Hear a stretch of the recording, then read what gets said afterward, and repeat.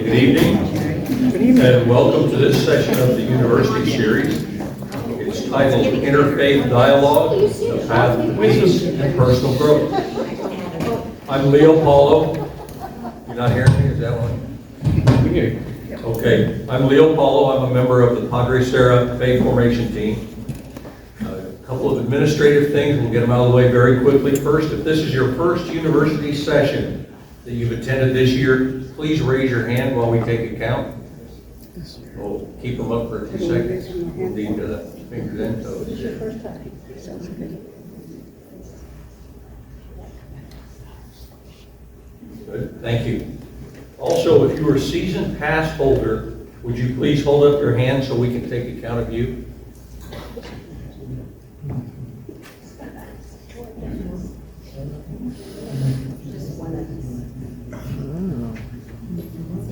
Thank you. All right. Before we begin, a couple more announcements. The restrooms are in the lobby. The women's is to the left as you go out. The men's is to the right. Please take note if we ever need them. Plenty of emergency exits around here. If you would, silence your cell phones. Snacks are available throughout the session and some decaf coffee and water. Please feel free to get them at any time. Be sure to check the calendar at the door for further sessions this week and next. And finally, the planning team appreciates your feedback about this session. There's a QR code on the table. If you would, please use that to give us any feedback. And it's only active till midnight, so feedback needs to be relatively soon. And finally, let's remember that we are always in the presence of God, and so we begin with prayer. Gracious God, we praise and thank you for this holy season of Lent. We gather here from many paths, each carrying our own stories, traditions, and hopes. In our diversity, we find beauty. In our shared humanity, we find connection. Bless this gathering with open hearts and listening minds. May our words be guided by respect, our actions by compassion, and our intentions by the desire for peace and harmony. Let us this moment remind us that beyond our differences, we are bound by the same longing to live in peace, to love deeply, and to walk gently upon the earth. May understanding grow here, and may the seeds of friendship we plant today blossom into a future of unity for all. Amen. Amen. At this time, I'd like to invite Terry Helton, who will share about the Ventura County Interfaith Community.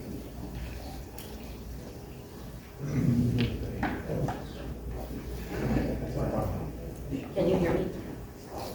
So, my name is Terry Helton. I am the president of the Ventura County Interfaith Community. And tonight, I just briefly want to not so much talk about the interfaith community, though it is important, but I do want to remember Linda Lowe.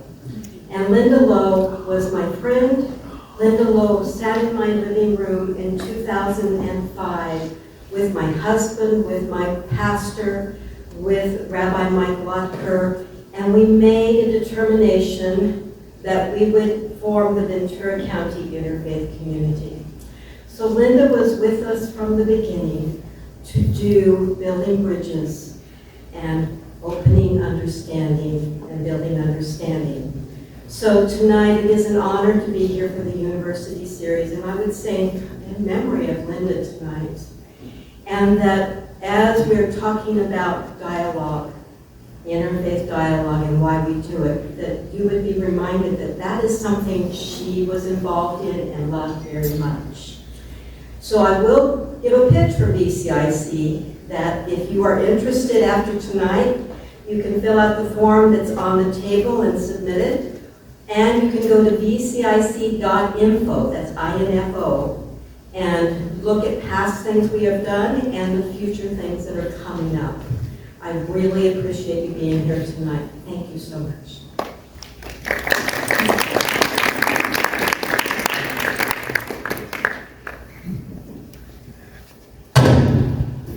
Sorry about that. Good evening. My name is Teresa Runyon, and I serve here at Padre Serra as the also a member of the University Series team. It's a great honor to have been asked to be the moderator for this evening by the Ventura County Interfaith Community for this evening's panel discussion. As Leo said, tonight's session is titled Interfaith Dialogue, A Path to Peace and Personal Growth. Our hope for this evening is twofold.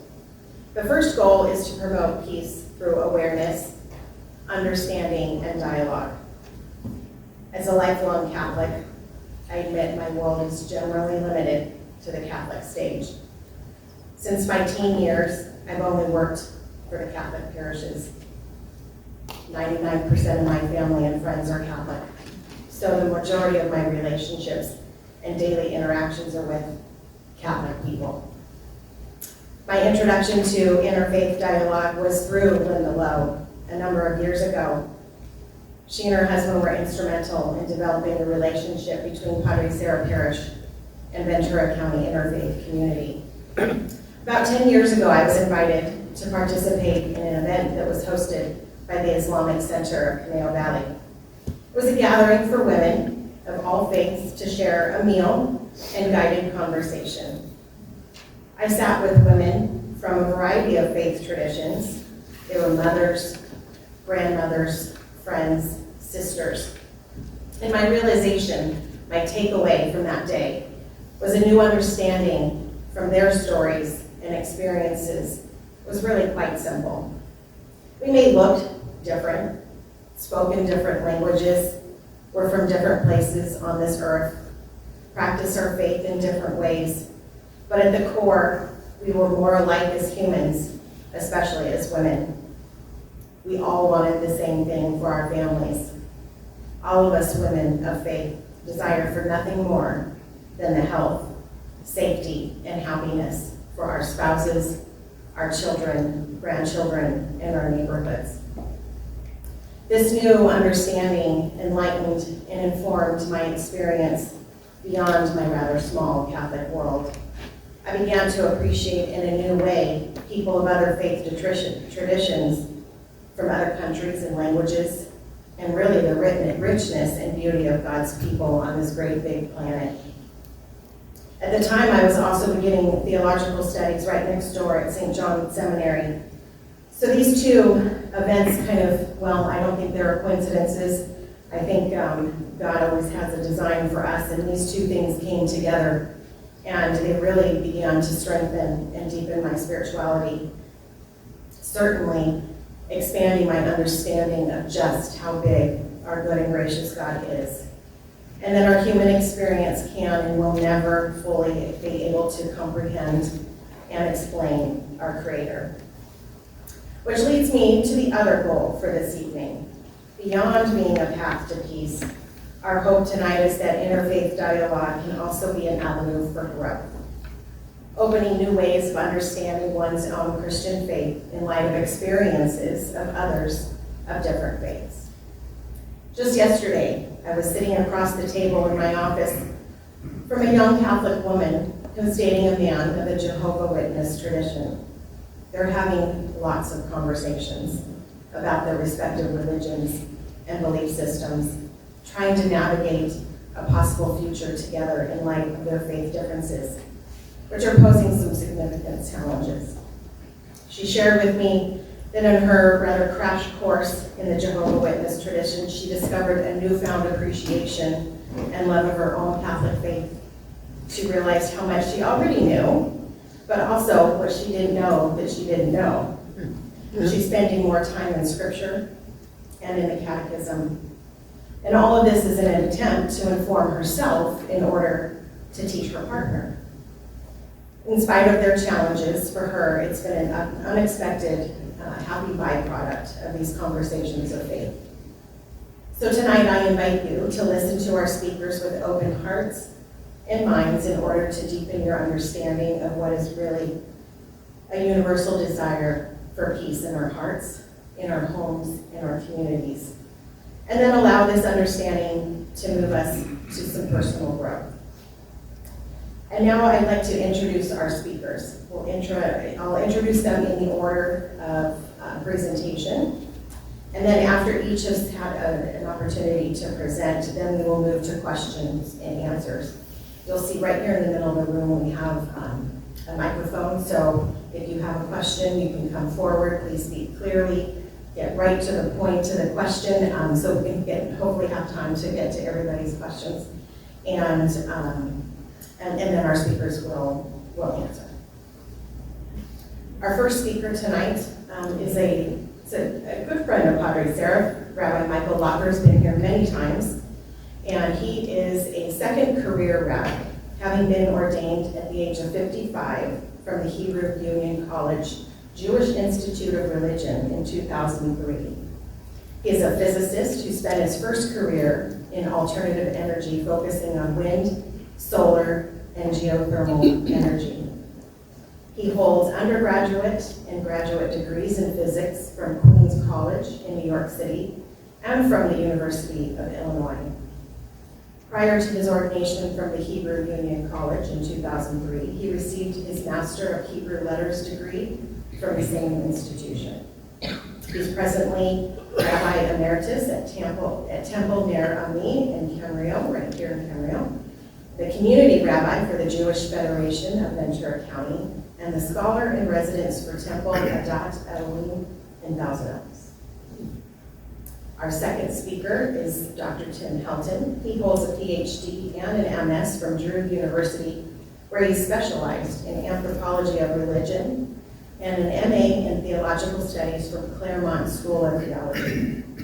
He has done field work among Jains in the United States as well as India. His dissertation compared the attitudes of Jains and Christians towards consumerism. Tim is a member of St. Columba's Episcopal Church here in Camarillo, and the publicity director and a founding member of the Ventura County Interfaith Community.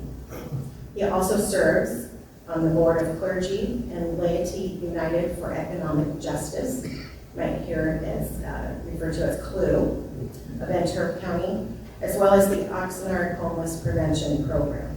And he is the board president for United Parents. And then our third speaker this evening is Muhammad Metar, who is the Imam at the Islamic Center of Caneo Valley in Thousand Oaks. Imam Metar holds a degree in interpersonal and organizational communication. He has also memorized the Quran and has a degree in Islamic jurisprudence from Arabia Islamia, Johannesburg, South Africa.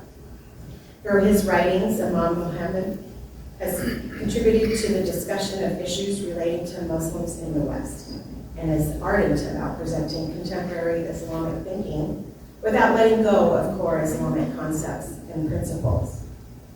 He lectures extensively to student and secular groups, with key issues being in the area of personal reform, social reform, protecting the environment from continual abuse, social justice, and the need for continual intercultural and interfaith dialogue. So it's my pleasure to bring up Rabbi Locker.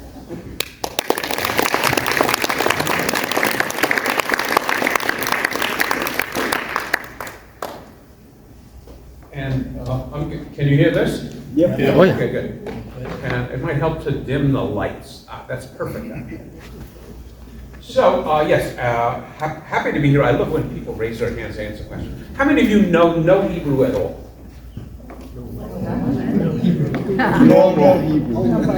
Because you all said a Hebrew word a few moments ago. Amen. Amen is a Hebrew word. It comes from the concept of emunah, which means faith. By saying amen at the end of any blessing, you add your faith to that of the blessing.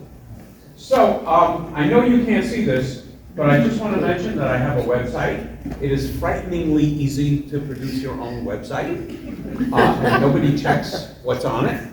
But I do have a section under classes, under interfaith classes, about interfaith work. I have a section on Children of Abraham, lots of the slides well, actually, the slides I'm using tonight really were created for this talk, but a lot of my work is in interfaith. And in fact, I'll mention right now, I'll remind you, a week from Thursday, I'll be right here in this room with Father Dave Henney, We have been doing a priest-rabbi dialogue probably for 15 years or so. And I've been doing the university series for 15 or 20 years, and it's a great honor to be able to do this. So I want to begin with a word from Pope Francis of blessed memory, who said, "God continues to work among the people of the Old Covenant and bring forth treasures of wisdom which flow from their encounter with His Word. There exists as well a rich complementarity which allows us to read the text of the Hebrew Scriptures together and to help one another to mine the riches of God's Word." That's what makes interfaith dialogue so wonderful, because we get so much by reading each other's Scripture, and certainly that's true with Jews and Christians adopting the same Bible, the Hebrew Bible, but also in studying the Quran, because many of the key stories in the Quran have their counterpart in the Hebrew Bible, and so it is just wonderful to be able to study all of these together. My thesis, I graduated from a seminary, and we write a thesis, kind of like a PhD thesis, and my thesis is called Ezer Kenegdo, I'll explain that Hebrew word in a moment, toward a theology of Jewish-Christian partnership. That was written in 2003, and not too long thereafter, a real scholar named Michael Kogan wrote a wonderful book called Opening the Covenant, A Jewish Theology of Christianity. And that's such an important point, because we talk about tolerance. Tolerance is a pretty low standard. I tolerate my neighbor who might be too noisy or not clean up his yard or does other things, but I tolerate him. Interfaith understanding is having a theology of the other.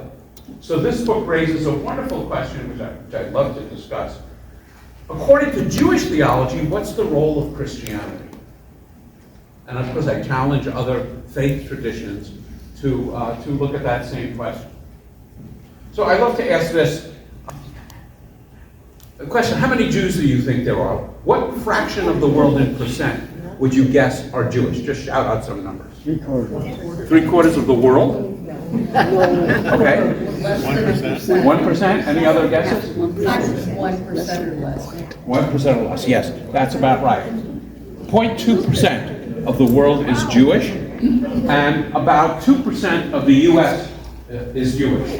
Most people in the world have never met a Jew. And we tell lots of stories about that, but I will try and control myself. Typically not very good at it. So why do I love interfaith dialogue? The goal of Judaism, thank God, is not to make everybody Jewish, because if that was our goal, we'd be doing a miserable job. The goal of Judaism is to bring the world to worship the God of Abraham. And on that score, we're doing okay, because about half the world worships the God of Abraham. The real point of the goal of Judaism is to be what is called in Hebrew an or l'goyim, a light to the nations. That is, as I mentioned, to bring the world to worship the God of Abraham. So we better work on interfaith dialogue, because that's what seems to work. Since most people have never met a Jew, if we are going to be a light to the nations and inspiring others, we better get to know them. Our goal, again, is to be an Ezer Kenegdo. So what in the world is an Ezer Kenegdo? Back to the Garden of Eden. God says, first thing God says is not good. By the way, God says lots of things are good. Some things are very good, nothing's perfect. Tuesday, by the way, is an auspicious day, because on the third day of the week, God says things were good twice. So, happy Tuesday.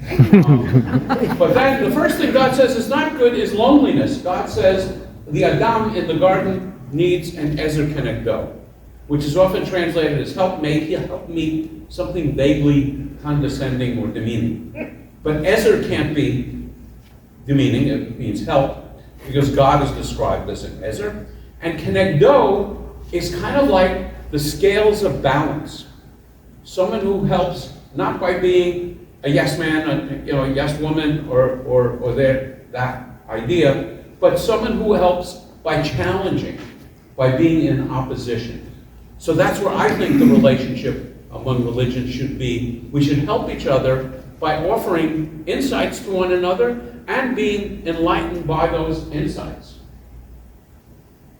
So, but I have just 1 or 2 slides on that subject. So in what way do I find that Christianity is a help to Judaism? Christianity literally brings the Hebrew Bible to a much broader population. So if our job is to spread the word in the Bible, well, we've got a few Jews rattling around, but there's a lot of Christians rattling around, and many of the same stories and the same ethics are also in the Quran. So Christianity and Islam are a huge help to Judaism by literally spreading the word about the God of Abraham and what the God of Abraham asks of us. Same values, same ethics. I think Christianity helps Judaism by making us question whether we focus too much on the letter of the law and not so much the spirit of the law. This should sound pretty familiar if you know the term Pharisees. And I love, the pastor here wrote a book called Dining with Pharisees. And I have dined with him, so I guess here I am. The rabbis are Pharisees. But we're criticized by focusing too much on the letter of the law. And I think Christianity helps us question ourselves about whether that in fact is true. It reminds us that we must interact with the larger world and not stay in small shtetls and ghettos. In the very traditional Jewish world, Jews keep to one another. We literally have to be within walking distance of our synagogue. We have kosher laws which make it very difficult for Jews to eat in a non-Jewish home or restaurant. So traditionally, Judaism kept pretty much to ourselves. That was a strategy that worked because for well over 2,000 years, people have been trying to get rid of us. So keeping to ourselves is one strategy. Probably not the one that helps us be a light to the nations. So the work certainly I do reminds us that we need to interact with other folks. Here's one that I absolutely love. It inspires us, I would say it inspires me, with wordless spirituality. Jews are very big on words. You should get this by now. We love to talk, we love to study, we love to examine every possible word a million different ways. What we're not so good at is pure wordless spirituality. And for me, the height of wordless spirituality is the Eucharist. Whenever I sit in a Catholic service and other Christian services, and there might be soft music in the background, the power of that moment just always impresses me. And I try and invent ways in Jewish services by passing around a Torah scroll, for example, without saying anything, but just giving people time. So I am inspired by the wordless spirituality I see in Christian worship. And it also inspires us with the power of God talk. Jews typically don't talk about God a lot. The ultra-Orthodox and the Orthodox do. And if you ask an ultra-Orthodox Jew, how are you? The response will be Baruch Hashem. Blessed is literally the name, because God's name is so holy, we never say it. So, but in the world of Christianity, you will hear people saying, God inspired me to do this. I prayed about this last night. And I think that's something Jews can learn from Christians. And what do I think Jews have to offer Christians? Clearly, enriching Christian revelation with Hebrew and rabbinic insights in the Hebrew Bible. One of the talks I love giving, and I've given at the university series probably more than once, is called Revisiting the Garden of Eden with a Jewish Tour Guide. And then just reading the same story that you have in your Bible, but making references to some interesting things going on in the Hebrew, such as the meaning of the word ezer kenegdo. When God says the man needs a helpmate, what does that really mean in the full richness of Hebrew? And I love studying the Bible and going back to the Hebrew. It makes me crazy when I read the Quran and I don't understand Arabic because I have to rely on translations. And the same thing in the New Testament. I wish I had a knowledge of biblical Greek, of Koine Greek.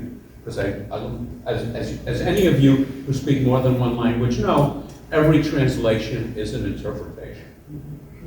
Reminding the world that the reign of God has not yet arrived. I guess in Christian terms it would be the second coming. But we still have a lot of work to do before the Messiah comes first time or second time. There's a great story where the Messiah comes and people are arguing, it's the first time he came, right? First time. The Jews are all saying, no, second time he came, right? Second time. All the Christians are arguing, and the Messiah sighs and says, actually, I've been here dozens of times. Too busy fighting with each other to notice. Emphasizing the role of humanity in solving the world's problem. We must do more than pray. One of the fantastic insights of Jewish mysticism, of Kabbalah, is that God cannot do the work without humans. It is a fascinating insight which teaches that God only took creation so far and then turns over to us the role of making this world more like the one that God has in mind. And that's the role of what Christians would call acts. And it's, there's 50,000 different Christian movements, and I would say Catholicism really focuses on acts and good works in the same vein that does Judaism. The other thing is bringing a Jewish understanding of sexuality as a partnership, not a war between spirit and flesh. I would say this is an area where Judaism can be very different from many forms of Christianity. The idea of the pleasures of the flesh in proper usage. This is, the word appropriate sexuality is certainly part of this, is considered a gift from God and a good thing. And so I think that is a message that Judaism certainly brings. And then bringing the Talmudic practice of presenting both contradictory opinions in dispute. When Jews study text, we study with one another and we argue. You got a problem with that? I mean, it's a very New York thing to do. We argue about what the text means, and a skilled rabbi, a skilled scholar of text, should be able to present many different interpretations of the same text, and they all don't have to agree with one another. I mean, as Teresa was saying, God is so powerful, so amazing, that there's more going on than we can simply understand. One of my favorite rabbis said, if the text only had one meaning, if we assume that, it would be to assume that God is as simple-minded as we are. So, I would say another, and it's a bit like herding cats to try and keep us on an agenda. And to be honest, we generally like each other. We have fun eating, teasing, laughing, and crying together. So I include this image in most of my interfaith discussions. How many of you know the story, the fable of the blind people examining the elephant? So a pretty simple idea. Here, a little more politically correct. They're blindfolded. They're not actually blind. And the person, near the tusk says, "I understand an elephant. It's a spear." The one by the trunk says it's a snake. This one says it's a tree. This one says it's a wall. This one says it's a rope. So which one of these people are speaking the truth? How is that possible? They are describing the elephant in utterly inconsistent ways. I know, maybe they should have a war to find out who really holds the truth about the nature of the elephant. Or maybe they ought to compare notes. And perhaps the same is true with God. And I think, Teresa, you were really hinting at this. Perhaps we each can see and understand only a portion of God's totality. It's a Jewish teaching. For me to completely understand God, I would have to be God. Mm-hmm. Our error is our certainty that our view is the only truth. So now I always like to say the elephant sounds, and all the blind people hear the same sound. And I would suggest that sound is the golden rule. And this is a poster. If you Google golden rule, you'll find dozens and dozens of different faith traditions embracing the golden rule. My favorite is the Native American one, which says, "Don't poke a baby bird in the eye with a stick until you try poking yourself in the eye with a stick." So I would say, as far as this rabbi is concerned, any religion that holds human life to be sacred and teaches the golden rule is a kosher religion. The word kosher means fit or appropriate. I love answering questions. There's my email address. I have the website. I also wrote a book, as many of you know. I have a few copies with me called A Christian's Guide to Judaism. And I will now introduce Tim and try and get this PowerPoint going. Thank you.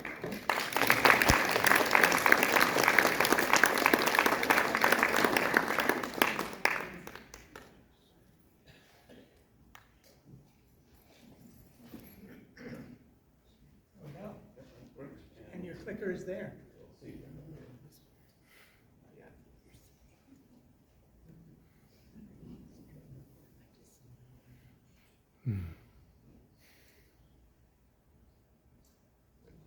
Well, it's working on here, but not up there. Life is challenging. More time, if not, I will stand here and click through. Oh, There we go, thank you. Okay, so you this one. That side? Yep. Thank you, Rabbi. Thank you. Good evening, everyone. How are you? Our topic this evening is Interfaith Dialogue, and I look forward to talking with you about this promise, particularly as it has influenced my own life and spiritual journey. But by way of introduction to that topic, I want to tell you a bit about myself first. I was raised in the home of a fundamentalist pastor and served in that role myself for several years. Among the beliefs that we held as fundamentalists was a belief in biblical literalism, a belief that I find now to be somewhat troubling. The reason I find biblical literalism to be troubling is because the Bible can be a pretty harsh and scary book if taken literally. Many of you may know that in it, homosexuality is condemned as being an abomination. In my 70-plus years as a Christian, my thought has moved pretty far from such fundamentals, and one of the important influences that has done the most to change my thought has been interfaith dialogue. My first experience with interfaith dialogue occurred more than 20 years ago. At that time, I was invited to participate in a retreat in Hacienda Heights in anticipation of the Parliament of World Religions. At that retreat, I remember several feelings. First, I remember that I was a presenter, and as a former preacher, I found the task of just listening and not talking to be somewhat difficult. But as the retreat progressed, and as I listened to the experiences of others, many of whom had been hurt by Christianity, particularly fundamentalist Christianity, it occurred to me that Christ might be glad that a Christian was there just to listen. After all, Christianity has been proclaimed in so many hurtful ways, including occasionally at the point of a sword. It was refreshing, I thought, that a Christian finally just showed up to listen. At that retreat, I met a Hindu who told me that his ashram served meals to the homeless once a month. By then, I had warmed to the idea of interfaith engagement, so I asked him if I could come and serve with them. The next time they served, I drove to Santa Monica, where I bagged and distributed sack lunches with folks at the ashram. What I didn't know before I went, though, was that the founder of the ashram had a ministry to the HIV community. Now remember, I was raised to believe that homosexuality was an abomination. Still, I stuck with it, and after several visits, I warmed to the community and to the idea that God loved the homosexual as much as he loved me. At the Santa Monica ashram, over a period of perhaps 15 years, I formed deep friendships with 3 Hindus. 2 of these friendships endured for more than a decade until the passing of 2 of my friends, and one of those relationships endures to this day. I count those friendships as some of the most precious friendships of my life. Engaging in interfaith relationships in Hacienda Heights and Santa Monica might not, eventually led me to wonder if Ventura County might not be a place where interfaith movement might thrive. And so in 2005, my wife Terry and I, along with friends, 3 friends, formed the Ventura County Interfaith Community. Among those friends was, as Terry said, your friend, Linda Lowe.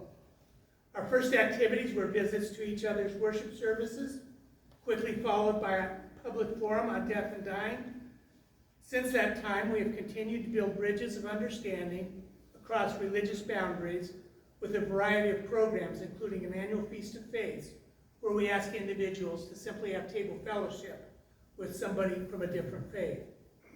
I'll have more to say about the Ventura County Interfaith Community in a moment, but before I do, let's tighten our focus on our topic, the Promise of Interfaith Dialogue. It worked.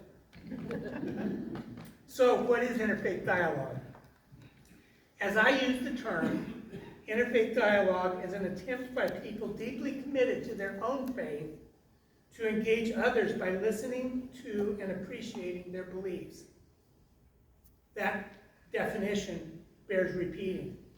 Interfaith dialogue is an attempt by people committed to their own faith to listen to and value the beliefs and experiences of others. With that in mind, let's talk for a moment about why one might want to engage in interfaith dialogue. To that question, I offer 3 answers. It didn't advance, so.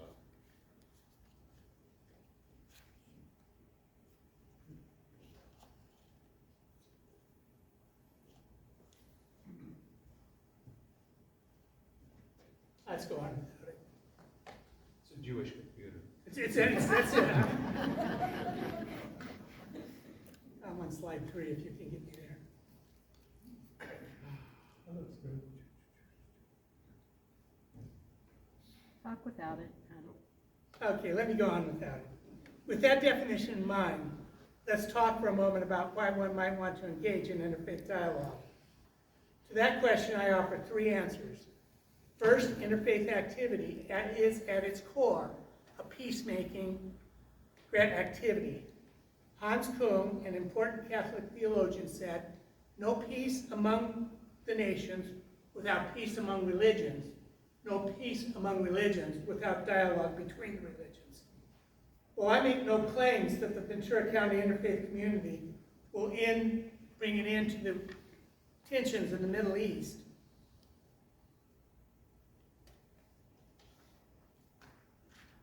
I do insist that as a Christian, that when a Christian, a Jew, and a Muslim eat together, as they do at our Feast of Faith, each is likely to see the other in a different light than they had before the encounter. It's hard to stereotype somebody with whom you've had table fellowship. Interfaith dialogue is also an antidote, perhaps the most effective antidote, to religious intolerance. According to one source, violence against places of worship in America is at an all-time high. A recent Family Research Council report documented more than 430 incidents of religious violence in 2023. That's an 800% increase in the incidents since 2018. According to another source, there has been a significant uptick in anti-Muslim hate crimes as a result of the Middle East conflict sparked by the October 7th Hamas attack on Israel. Finally, in 2024, the Anti-Defamation League tabulated 9,354 anti-Semitic incidents across the United States, an 893% increase over the past 10 years. Such religious intolerance arises out of the all-too-human tendency to stereotype others. But once again, it's hard to stereotype somebody with whom you've enjoyed table fellowship. Another reason to engage in interfaith dialogue is the fact that loving your neighbor involves valuing the neighbor and the neighbor's beliefs and experiences. And nearly every religion with which I'm familiar has this imperative. In the Torah, God commanded his chosen people to love your neighbor as yourself. And Jesus insisted that love of neighbor is second in greatness only to the love of God.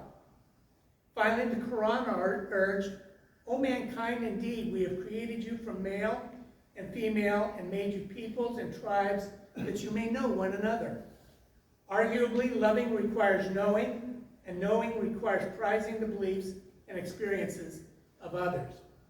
The final reason for interfaith dialogue is because it helps to break down intellectual silos. Let me explain what I mean by this. Because religious folks tend to see their beliefs as handed down from on high, they often do not question those beliefs. Now let's be honest.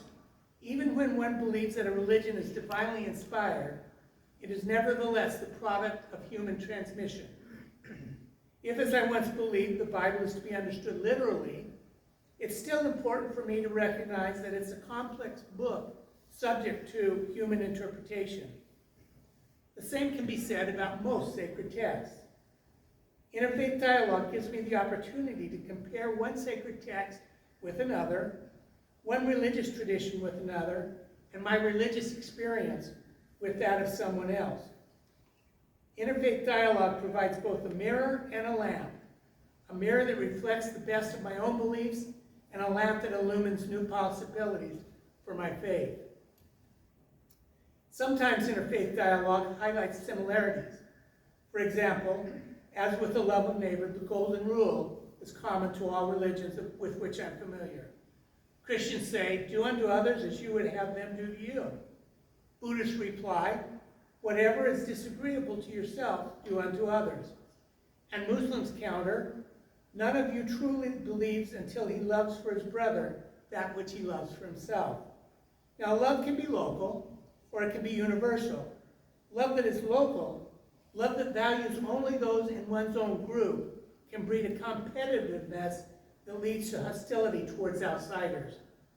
On the other hand, love that looks outward, as it does in interfaith dialogue, transgresses group boundaries and embraces the outsider. Such love leads to peace. If interfaith dialogue celebrates similarities, it need not fear differences. Perhaps the most important thing that I've learned through my interfaith work is the importance of difference. Love that embraces outsiders must grow comfortable with difference.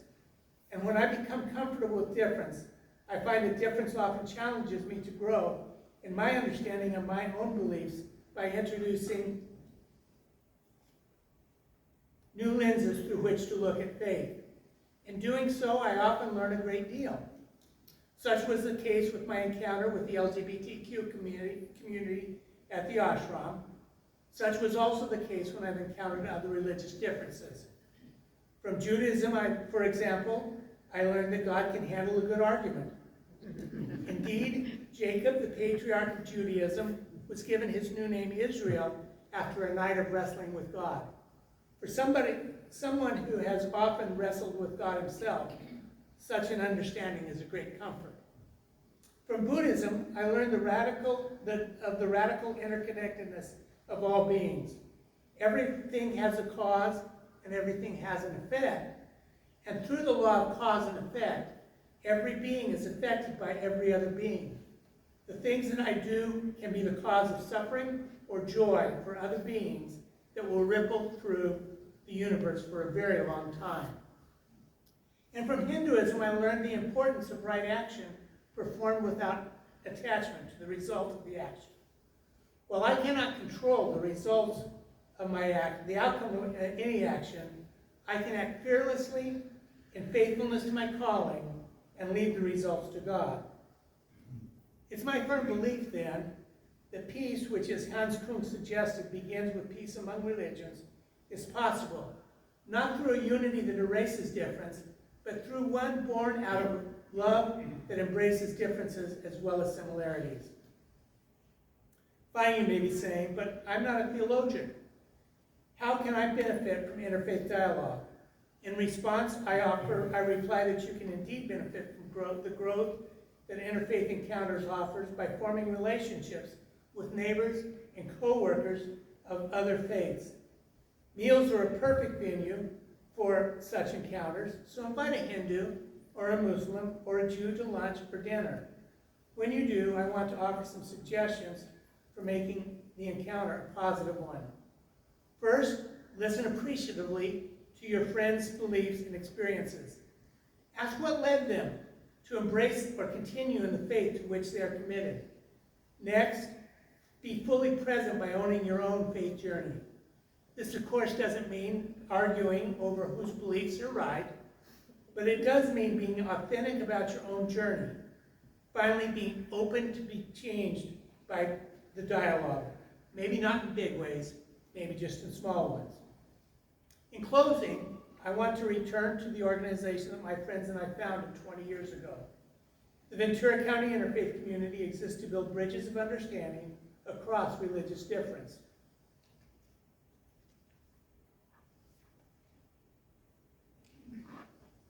We do that by hosting occasional forums. Sometimes those forums are discussions by panelists drawn from diverse religions of a topic we think will be of interest to the wider community. And sometimes they're presentations of a particular faith tradition. And annually, as I mentioned earlier, we celebrate diversity by dining together at what we call a Feast of Faiths. This gives us a chance to hear the beliefs and experiences of friends from other religions.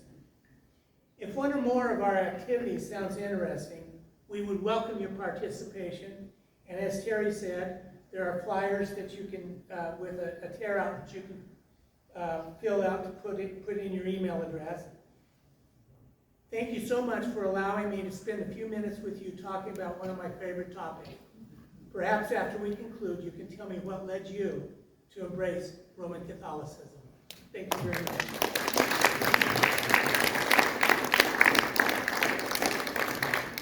And now it's my great privilege to introduce Imam Muhammad Metar. Imam.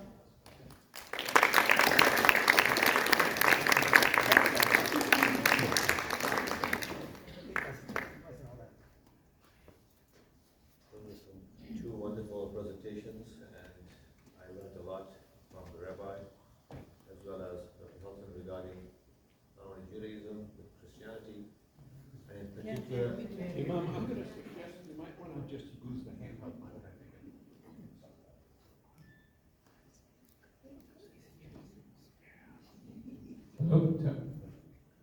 Close to your mouth. Thank you very much, first of all, for inviting me, and it was a pleasure hearing two wonderful speeches prior to myself. And at the same time, let me get my notes out, one will realize that there is tremendous amount of similarity and yet differences. And one, when they look at religion itself, pure religion, you will notice that the similarities generally override the differences.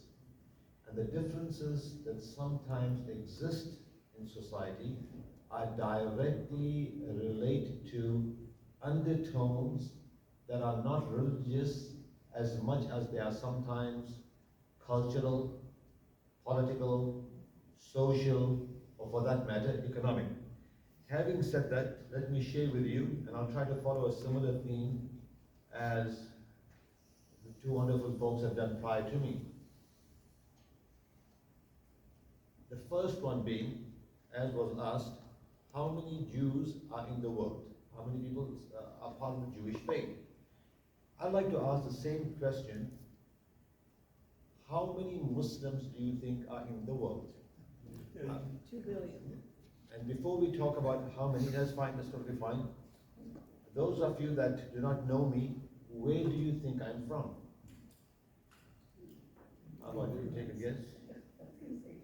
Chicago, wow. That's what we call playing it politically correct. Go ahead. Anybody wish to take a guess? California. California. Wow. We have a room that is playing it safe. People have learned from the mistakes they have made in life, I can tell already. Well, as you know, or some of you know already, number one, I'm from South Africa. And not only I'm there, I'm from there. My parents are born there. Grandparents were also born there. And prior to that, from various parts of the Far East, etc., they have come. Why I share that with you is to show you that many times you have this idea, this Muslim is from the Middle East. When we do the numbers, we find out Muslims are more from other countries than the Middle East. For example, Indonesia. If you take the amount of Muslims, anybody knows how many Muslims are in India? The amount of Muslims that are in India are far more than all the Muslims that are in Pakistan. That's how many Muslims are in just India alone. Now forget about Indonesia and parts of Africa, etc., etc. So Muslims are a very complicated group, very diverse group, diverse on every level you can think of. At the same time, they have certain what is known as fundamental beliefs that they all have to be part of. And I just want to share with you that very, very briefly.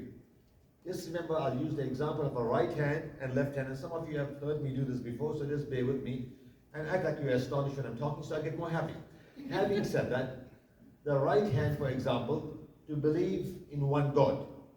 Who is that one God? Well, nobody has, we believe, ever really seen God, so we don't know exactly what God is like.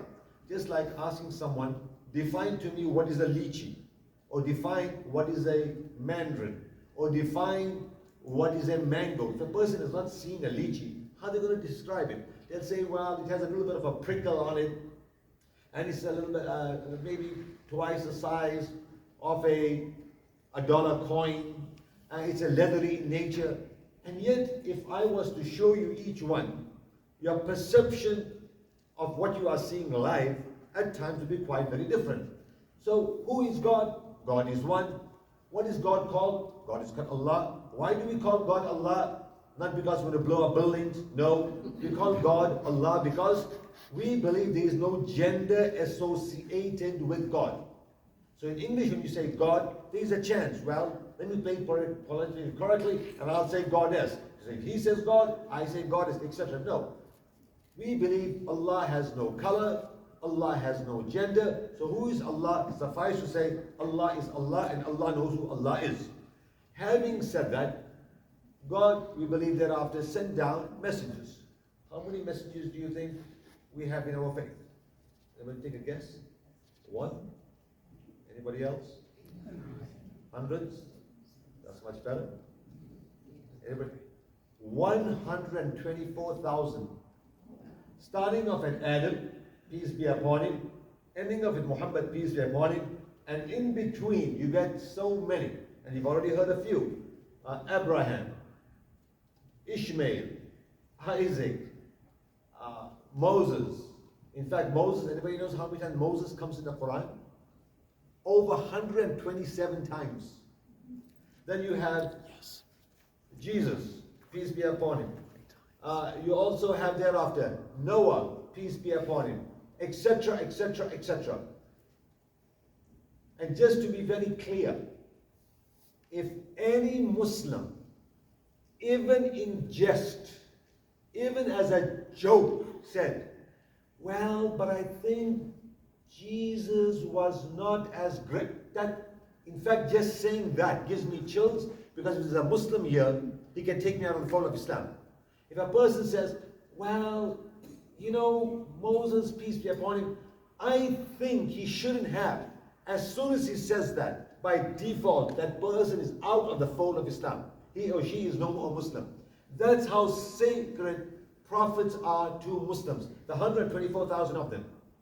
To the point where, that's why you look at traditional Muslims, there are no videos of whether it's Jesus, Moses, Abraham, you name it. You'll not find, because to even make a pictorial of them is to demean them, because they are special, and special people, you cannot do justice, for example, in drawing of them, etc. So for one is belief in God, other is belief in prophets, then the other is belief in angels, not the Hollywood version, real angels that will have a real job, and whatever the job is, we can discuss that some other time. Then of course, believing in life after death. We believe that, of course, we all will die, we all know that. We also believe in resurrection, and we also believe in the awarding of heaven and hell.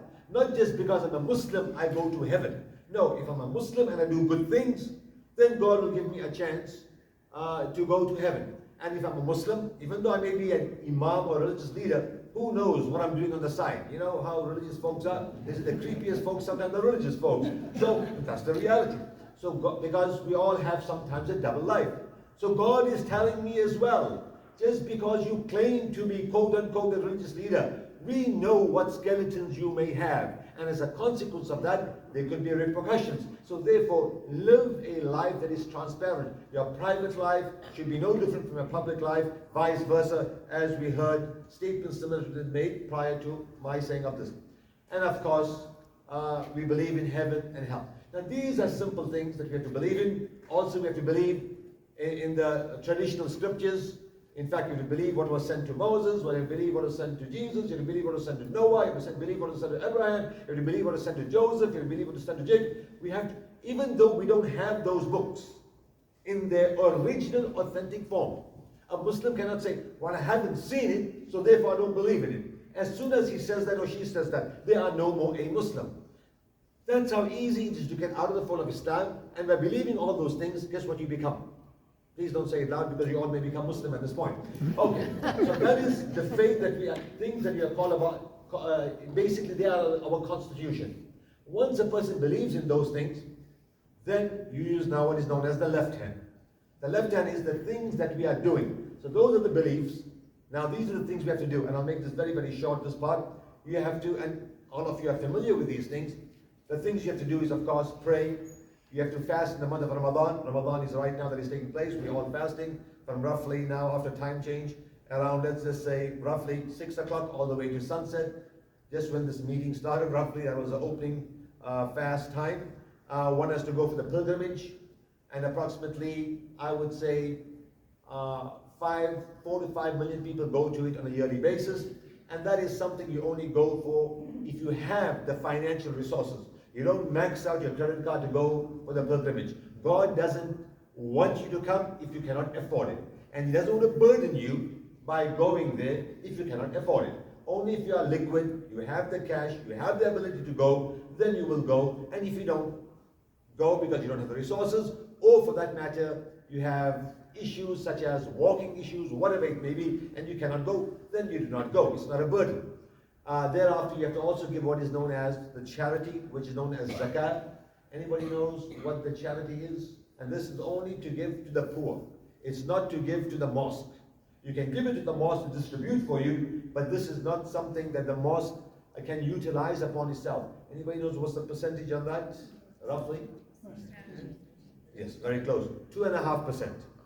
2.5% of what you have. So for example, if I have a personal debt, let's say I owe the gentleman $100,000 and I have $101,000 in the account, but because I owe a personal debt, I'll only give 2.5% of 1,000, not on the entire amount. Now of course if I have a mortgage, then that will not be counted because everybody has a mortgage to this time, and if you all go into that calculation, then none of us will ever take care of the poor, so that does not count because it's a fixed debt. In a nutshell, and of course you've got to believe in God and believe in the prophets. So once a person does what is known in the left hand, then that person is considered a practicing Muslim. If a person doesn't do that, and they believe in the other hand, the main constitution, they are still part of the faith, but they are not practicing until they put their behavior right. Then they'll be amongst those that are aiming for perfection, and if they don't put their behavior right, then God will deal with them the way God wishes to deal with them on the day of judgment, and God of course can forgive them if God so chooses. Now there is few things before I talk about the final part that was given to me also to talk about. Then there is what is known as the hadith. Hadith are statements of the Prophet. Sunnah are called actions of the Prophet. Things that he ate, things that he drank, things that he loved. For example, he loved, according to some, he loved perfume, so we should love perfume, so long as you don't give someone else a headache, etc., etc. So in a nutshell, that's what it means to be a Muslim. Now, there was one portion that would like me to also talk about the role of neighbors. Before I talk about the role of neighbors, this is one story that I'm going to share with you that I have never forgotten since childhood. Muslims in South Africa, in order to maintain their identity, they would always call people from overseas to come to South Africa to help us better understand Islam. Because we were, quote unquote, in no man's land. We were very few in that country as I was growing up. So in order to keep to the faith and understand it, there are two choices. One is the American choice way, and this is how generally we do in America. 10 Muslims will sit together and they go, so what do you think we should do? Now, what do you think we should do? And each one is giving the opinion on Islam And then you go, and what are you? Well, I'm a PhD in nutrition. And you? Well, I'm an engineer.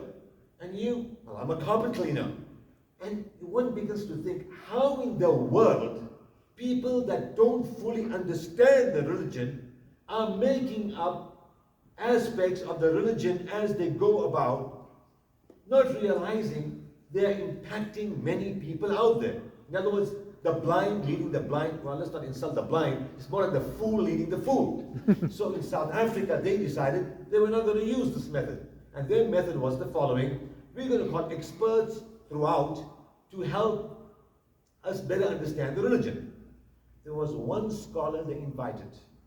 His name was Abul Hassan Ali Nadwi. He was from India. When they invited him, he just said politely, I cannot make it, I cannot come. Invited him second time. Please, we'd love you to come. You are a scholar. You are a person of literature. You have written many, many books. Please come.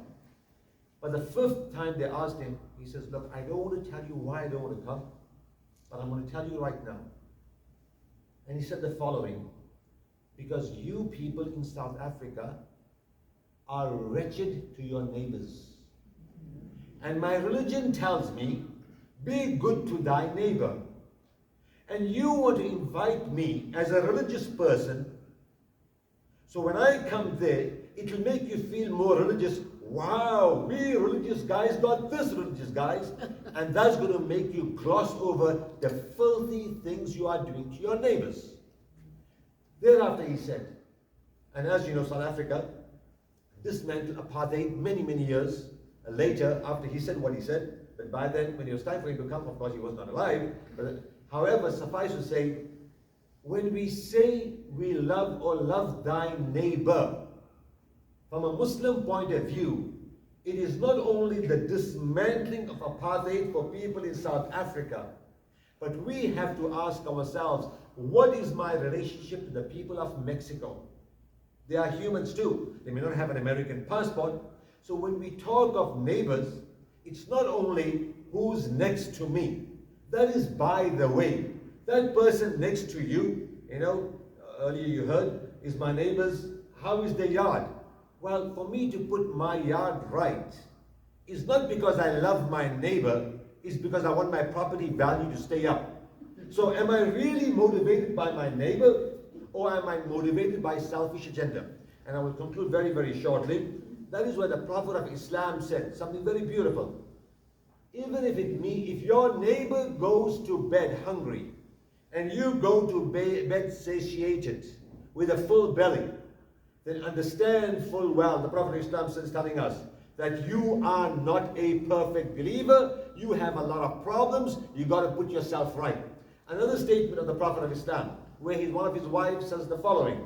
She says, even if it means sharing, you don't have meat and potatoes, and all you have is just gravy. Even if it means sending gravy with a little piece of bread to thy neighbor, send it to thy neighbor, but try to gain the favor of your neighbor, because your neighbor represents you, and you are part of representing your neighbor. So much so that one of the family members of the Prophet of Islam, somebody knocked at the door. A woman knocked at the door, and she had a child. Now, the family of the Prophet was fasting on that day. They did not have, first of all, they were hungry. They did not have much food. And that lady knocked at the door and said, please, just give me a little bit of food. And the wife of the Prophet, she says, all I have is a date. Today's time you go on dates and you spend over $100. I'm not talking about that type of date. I'm just talking about that medjool. Not even this medjool in America is even king size. I'm talking about the dates back then. They were that small, not genetically modified, etc. So she said, this is all I have. And she gave it. When she gave it, she started crying. Not crying because all she gave was one date. She was crying because a mother is going to be a mother. The mother takes the date, splits it in half, has 2 children and says, one half is for you and the other is for you. This is what you call taking care of your neighborhood, taking care of your neighbors. As I conclude now shortly, what is the number of neighbor? It says the number of neighbor is 40. So people wonder, what does it mean your neighbor is 40? No, it doesn't mean your neighbor's age should be 40 before you become nice with them. No, neighbor means, when they say your neighbor is 40, it refers to take care of 40 people on your right, 40 people on your left, 40 people in front of you, and 40 people behind you. I just want you to think about one thing. Look around you. You don't see any youth over here. It's called University Series, but it's a bunch of us that graduated from university a long time ago. Imagine if every one of us followed this. This auditorium will be jam-packed. And you won't be getting a basic speaker like me. You'll probably be getting a guy that you can afford to give $10,000 to speak. Point being the following. If every one of us takes care of 40 on the right, 40 on the left, the best of them, trust me, they all won't be coming to you every day. But the bottom line is, and based on the terms of this economy right now, if each one of us follow this, we'll be ambassadors of our faith, we'll be ambassadors of the interfaith community, we'll be, forget about all that, we'll become ambassadors of humanity. God bless. Wassalamu alaikum wa rahmatullahi wa barakatuh. Thank you.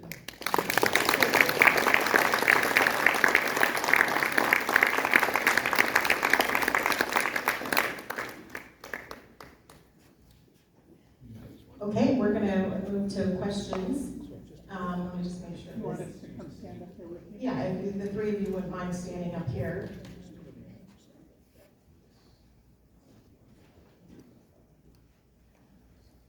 Gentlemen? Oh, we're gonna come up, sorry. We're having a good discussion. I know. A little interfaith dialogue going on here. So if you have a question, if you wouldn't mind coming up to the microphone. So I have a question. I wanted to ask the Imam, what's the percentage of Muslims in South Africa? Not too much. Probably they say the maximum amount of Muslims in South Africa is definitely shy of 1 million. Some people, the highest figure I've ever heard was about 700,000, 750. That is pushing it. And of course, you know, you're surrounded by all the various African nations around. Yeah. So there are way, way, way more. But the point here is, it's not how few you are, it's what contribution you are making. And Muslims are very, very powerful. In fact, the Muslims and the Jewish community, both of them, are very, very together in South Africa in as far as business is concerned. And especially when you look at pre-apartheid dismantling, they were basically the tycoons of the given area, and of course the Christians as well.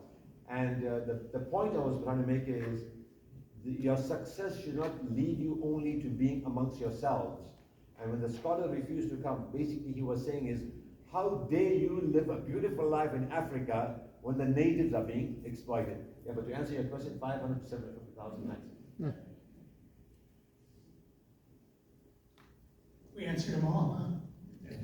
Here comes one.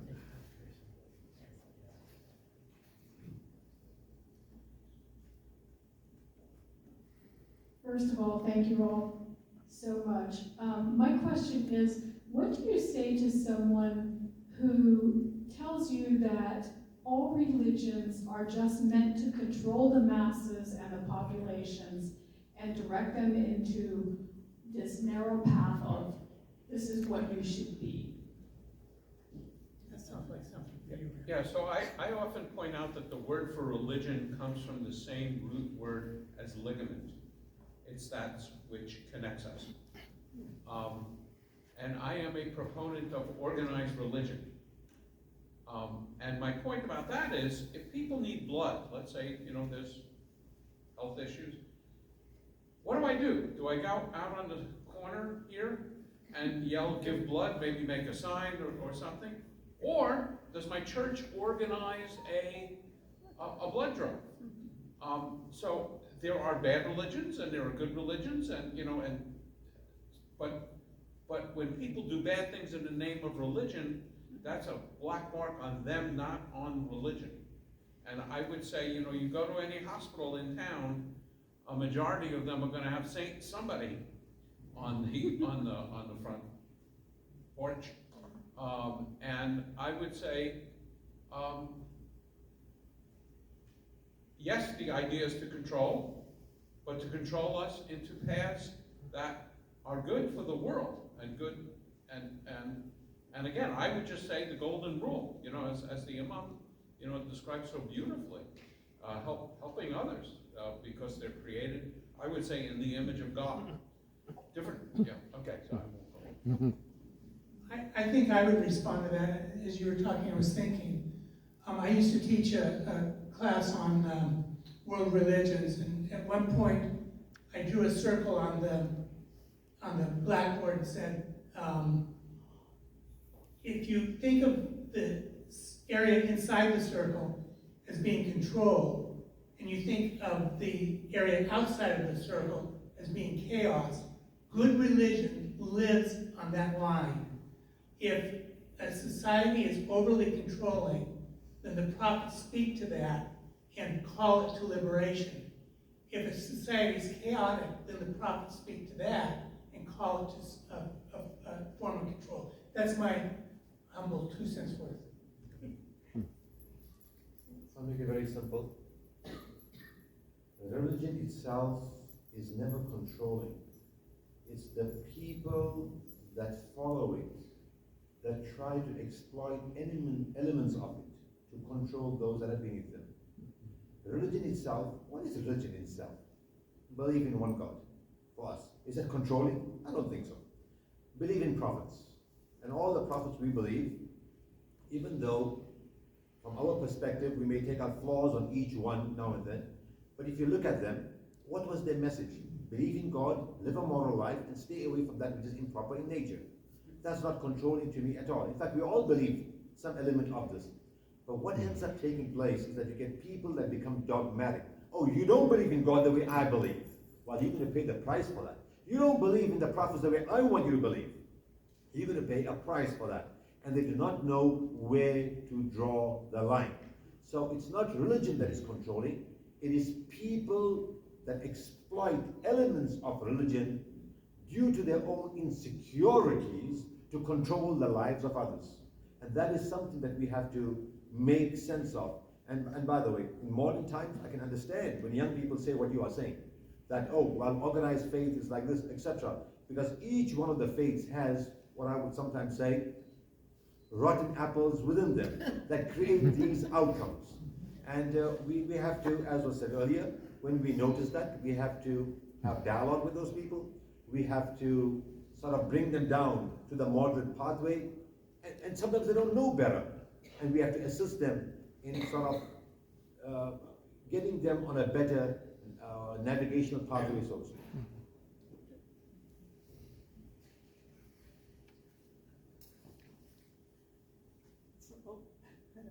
As the Imam, could you explain the hot button word jihad, and also maybe touch upon the difference between Sunnis and Shiites? Did any of you get an additional life insurance before you came here today? You came. Okay, and if you lead a life, then not so bad. No, it's my religion. Jihad, forget about just jihad. Many of these phrases, whatever it may be, whether it's people attack Christianity for certain phrases, they attack Judaism for certain phrases, they attack Islam, Hinduism, and you name it. They are hot button words that are used by people for one purpose, to sway people away from that certain religion or better understanding of that religion. The word jihad, and by the way, go online and just type in the following. What are the root Arabic letters of the word jihad? Basically, it means juhad, and juhad means to strive. And every one of us is in a form of jihad. Let me make it more easier for you. The word Allah is an Arabic word. People will say, oh my God, he used the word Allah. That's it, he's going to kill us, he'll do something. No different from when you use the word negro. What is the word negro? It's black in Spanish. Let's not get hypersensitive and say, oh, I think he meant a black person. No, I just used the word negro. Negro means black. Don't get hypersensitive about that word. So likewise, regarding the word jihad, people get very, very hypersensitive. But what does it mean? It means struggle. What are the struggles we go through in life? Struggle in family, struggle in community, struggle in resources. If anyone has children or grandchildren, the struggle in making sure they don't go to crazy places in as far as social media is concerned, that they gain. So every individual is going through a jihad. Number one, a struggle on every level. Struggle to pray, struggle to concentrate. That's what is a phrase called ADHD, whatever it is. Everyone is going. That's one way of looking at the word jihad. Now there's another way.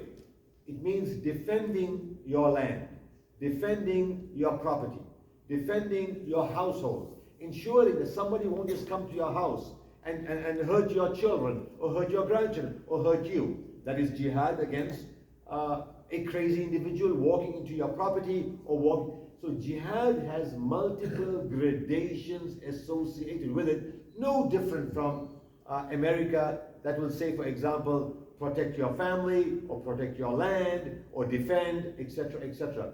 I'm glad you asked this question, and I think, by the way, most people understand what I'm saying, because every religion can sort of associate with the idea that I've shared. But the big problem is you have certain people that just make one-line statements. Muslims, you know how they love jihad, and that's it. And they leave you hanging out there. Now you got to make up your own, and then they put a picture in the back of a guy in a certain type of uniform, Osama bin Laden, or with a turban, or whatever. And all of a sudden now, they are playing games with you. Chomsky said it very well. I don't know why I'm quoting him right now all of a sudden, because it's on the Epstein files. But anyway, let's forget about that. He said something very powerful. And by the way, this is one quote I would love for you to take, but don't say it's from Chomsky, they'll think you're also on the Epstein file. He said the following: media does not tell you what to think. Media tells you how to think. Media doesn't tell you what to think, they tell you how to think. That one picture with the word jihad and everything around it, it just takes you in the direction of abrogating everything we have said here today.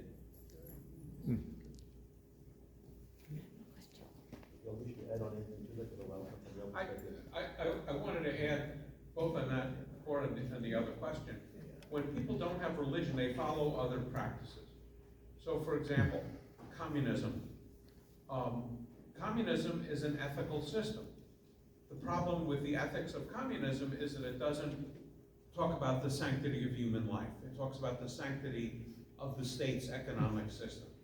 And a classic example of that was the farmers in the Ukraine. Communism teaches that everyone should give up their land and their goods for the common good of the state. Well, Stalin wanted the farmers in the Ukraine to give up their farms to the Soviet Union. The farmers in the Ukraine, who had been living on the same land for generations, didn't want to do that, so Stalin murdered 5 million farmers. Now, from Stalin's ethical system, there was nothing wrong with that. He was following a higher ethical imperative. I would say one of the things about certainly the religions that we represent, the ones I would call kosher, have at their central idea is the idea that human life is sacred. Once you that I think is the key. There's no other. I'm a scientist. There's nothing in science that says human life is sacred. Why should a human life be any more sacred than the bacteria that hang around in my teeth? Yet I had no moral compulsions about brushing my teeth this morning and killing some of God's precious bacteria. So I mean, I think that's an important way of answering the question. I saw something else was going up for another question. Thank you. Yeah. This one might be answered by hanging around the interfaith community, but I was raised Catholic, and then I was married for about 25 years and did the Protestant thing, and then I decided to go back to my Catholic roots rather recently, but I still volunteer in the Protestant church, and I don't see any issues, and I had gone to Berkeley, and so I had that whole background as well from the 70s. But now as a Catholic, as I'm trying to understand it, I get this idea that I'm not really a Catholic if I'm so open to, being content around other people from other religions, and maybe it's just a scruples thing that I'm supposed to convince people that Catholicism is the right way, and I get confused about that. That's a question for your priest. I'm really serious. I mean, you won't find that idea among us, that this is the right way. But if this is a Catholic teaching, and I actually don't know if it's true, but if it is one, then that's something for you, a priest. And you know, one of the things that I love about my own tradition is we love arguing and asking questions, and it's not that, you know, this is what you must believe. It's more, this is what you must do. But different religions have different answers, and far be it from me to answer that question. I think as a Christian, though, I've struggled with that a lot. I was raised to believe that there was only one way. I don't know if that's true or not. I leave that part to God. But I think that I've come in my own mind to a settledness that God wants me to exhibit his love to people. And part of exhibiting that love, part and parcel of that is, as I mentioned earlier, is valuing and prizing the beliefs and experiences of the other. Now, all my Hindu friends know I'm Christian, and we've joked about it. We pulled into a restaurant one time, and we pulled into a parking place fairly close to the restaurant, and the Hindu person said, "Ooh, Krishna got me that parking space." And I saw one closer to the restaurant, and we drove there. I said, "Jesus got us that parking place." So they know I'm a Christian. That's really, you know, they don't need me to twist their arm. What they need me to do is exhibit God's love to them. And so I think that's, to me, I was saying this morning, the word evangelical has taken on problematic meaning in our culture. But I refuse to let to evangelize means to bring the good news of God's love to people. And so I refuse to let the fundamentalists have the evangelical label. I consider myself an evangelical. And to me, but I'm comfortable with evangelism being simply loving them and leaving the rest to God. Important item is, of course, that we have interfaith community. Hold on one second. Come on, one more comment. One way I would look at it is the following. There is a saying in Islam, "Istafti qalbik," ask your heart. The fact that you ask that question implies that you are not comfortable with what they are doing. And if they are doing something that is not very comforting for you as an individual, then it's for you to ask, why is this taking place? And that's where the rabbi's, I think, statement of, this is something you have to ask the leadership that you are part of. Because the fact that you ask that question implies, as we will say, that that's not the purpose of religion. The purpose of religion is not to convey to others, to bring others in. The purpose of religion, we believe, is to be such an example that when someone looks at you, they go, that is the Virgin Mary. That is Jesus. That is so-and-so. I want to be like that person. When we cannot do that, then we have to use what we will say the false arm of trying to pull people in. And generally over an extended period of time, you begin to lose more than win. That is why, and please, I'm not giving a plug to Islam. That is why, if you look, September 11 took place. It was a brutal time in American history. Yet, you see more converts coming into Islam after September 11. October 7th was brutal. Nobody denies that. After October 7th that took place, there are more people in America that converted to Islam again. Whenever these disasters take place, it gives me more work to do in my Islamic sector. Because left and right they come in. What is your religion really about? And all of a sudden, they are converting like dominoes, as they would say. So the thing I'm passing to you is, if that has come to you, then I think you have to address it. And when you go to address it, be open to the various responses you get. And you'll realize sometimes there's something sinister in that ploy, and other times it is genuinely innocent and well-wishing. The important item is that we have Speak into the mic. the important item is that we have interfaith community in this county. How widespread are interfaith communities in other counties? widespread. I mean, I hear from my fellow rabbis, members of interfaith councils all over. So I do think it is widespread, particularly in this country. I think there is a general sense in this country that we're open to other religions, and I think that has changed over time. And as I was coming here, I was thinking about the fact that when John Kennedy ran for president, there was serious concern about whether he would be beholden to the Pope, and whether it was okay for a Catholic to be president. And now, you know, we have, I think the majority of the members of the Supreme Court are Catholic at the moment. So it's just, it is just astounding. I remember, you know, the election, Romney ran against Obama, right? So we had a Mormon, a member of the LDS Church running against a black man for president. I mean, God bless America. I've been wondering, when I was in Utah, the interfaith movement was very, very, very strong in Salt Lake City, Utah. And I noticed Idaho, I've been there, and they do have somewhat of a strong, at least I'm talking about pre-2019. Wyoming had a very good group. They would call us to present in the university, etc. So a lot of places, I think, in the United States has an interfaith. Some are more robust than others, but yes, it is something that I think is highly cherished and valued. I know South Africa is getting quite strong in certain parts. There's always going to be a resistance to interfaith. Some people fear it.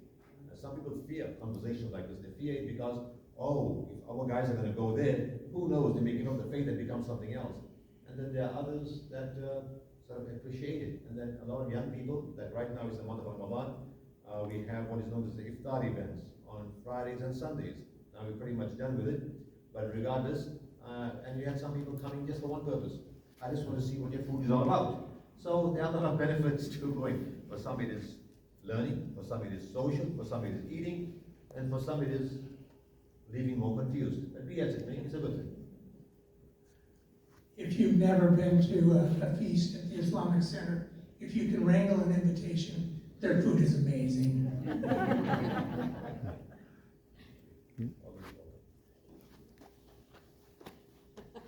Doing double duty, operating the camera, I want to ask a question, make a comment. I'm a born-again Christian. Fortunately, so far, I haven't appeared in the Epstein files, which I'm very grateful for. I'm trying to practice my religion more as Jesus would have practiced his religion. And I'm having fun with my friends on Facebook by challenging them. They say, well, as a Christian, you're supposed to live a life like Jesus. And I say, well, are you keeping the Passover? Are you going to celebrate, the Passover? Are you keeping the Sabbath, the Sabbath? And they're making up all sorts of excuses about that. And I go, what I appreciate about this interfaith community is how much it is challenging me and my core beliefs and the relationship that my religion has with Judaism and Islam. And that's really where I want to go on this one, because I haven't really talked too much about Islam in the past in different questions. In reading the Quran, I have found that Moses, Jesus, Muhammad, peace and blessings be upon them, how much Muhammad respected and even admired Jesus and Muhammad. There is so much crossover in our religions that we borrow so much from each other. Not stole, really borrowed. And I really love it. And if we really looked at it and read each other's holy books, we would see that we are more, it's more like a sibling rivalry than anything else. But the book that I read, the Quran, had this great introduction. It had this bio of Muhammad. And one of the things, I don't want to quote it because I don't remember, but would you comment a little bit about Muhammad's first marriage, since there were no people of the Muslim faith to marry him? I think there's a very interesting origin story that he has there. It's a very good question that you have brought up.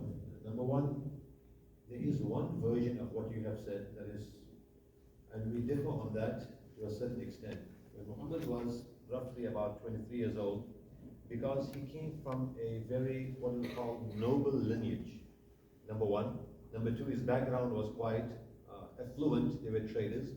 His father passed away prior to his birth. His mother passed away when he was approximately 6 years old, somewhere around that area. Thereafter, he went and he lived with his grandfather. Then he went and lived with his uncle as he continued maturing. Roughly around the age of 23, quite a few people were interested in settling down, because once in those cultures, if you come from a wealthy background, it's not hard for you to get married. I mean, we all know how tribal societies are. It's all who's hooked up with who. And what happened here at that point was, he was working for a woman by the name of Khadija. She was a businesswoman and she would hire people. So she requested, because he wanted a job, when he was employed by her, when the caravan came back, she noticed something very distinct, that other employees were not bringing as much money as he would bring, which meant that they were putting things in their pocket. That's why they would work with her, and then they would say, okay, I'm opening my own business. But she noticed the consistency that this person was honest. So thereafter, the appropriate thing in those cultures where you will not propose directly, like how they do on Valentine's Day over here in our country, what they would do is, they would go to a respectable member of the family and say, look, I'm interested in settling down with him, or her, it depends how they do it. In this case, she made a proposition through a close family member that she would like to settle down with him. Of course, he did not have any resistance to that, and thereafter, that's how they got married. She was, by the way, much more older than him. Some say she was roughly around 40 years old. She was much more older. She already had children. Now, why I'm saying 40 was older, because if a girl in today's time wants to settle down at the age of 30, 35, what do they say? You cannot get children, you cannot get this, you cannot get that. Well, they got married. After they got married, she had children from him thereafter. Not just one child, multiple. The boys, unfortunately, died at a young age, and the girls continued surviving thereafter. Now, the key part here was, once he became part of the faith, there was a price to pay. This is where interfaith helps us a lot. When you take a position of faith, you're going to pay a price. The price he had to pay was boycotting, sanctioning, loss of resources, and basically she and him and the girls, they eventually went to the outskirts and they were in a valley. The youngest daughter comes to the mother and says the following, Mom, there is nothing you did not have before marriage. You had it all. You had wealth. You had status. You married our father. Look at you right now. Your state. You barely even had enough to eat. And this is what she says. She says, if I can repeat this life 10 times over, I have no regret in marrying your father. And the thing that we take away from here is the following. Loyalty, love, and this whole story of perversion, etc., with the various prophets, including the Prophet Islam, you don't see it in this given story. Where the issue starts about Muhammad is when, after she passed away, when he married multiple people thereafter, did the Western world and the Western narrative begin to change? Now the question is why, and I'll conclude very shortly, those marriages were either politically based or they were based on some other factors other than just him wanting to get married. Because in those cultures, just like in traditional upper class American cultures, European cultures, you cannot just get married. We know the story. That's why the whole Diana and Camilla, whatever her name is, issue took place. Because he loved the one that he's with, but he had to marry someone else. Because status says, this is the way you function. Desires say, this is the way you function. So that back in that society, likewise, there were certain marriages that took place thereafter that were politically based and also based on other factors besides just necessarily him wanting to get married. And of course, there are other things that we can say, but in the essence of time, we'll just keep it at that. But I do thank you. That's a very unique question. I never had a question in my life. But I wanted to, he was married by his uncle, wasn't he? Yes. And his uncle's actual religious belief, if I remember, yes. At that time, there were the people of the book, there were Christians that believed Jesus to be the Son of God. There were Christians that didn't believe Jesus to be the Son of God. And his uncle, he was one that was a Christian that did not. Actually, the uncle was an idol worshipper. Because Oh, they used to okay. worship idols, and he was a trader in idols as well. Okay, so that was his origin. Okay, great, no, I didn't remember it correctly, but I knew he had a great origin and he was married by his uncle. Yeah, okay. Sorry, I took so long, I apologize. All right, well, I want to respect everybody's time. Will you help me thank our speakers for this evening?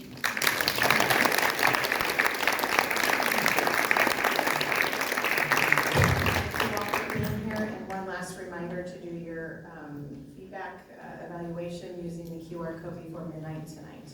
Thank you.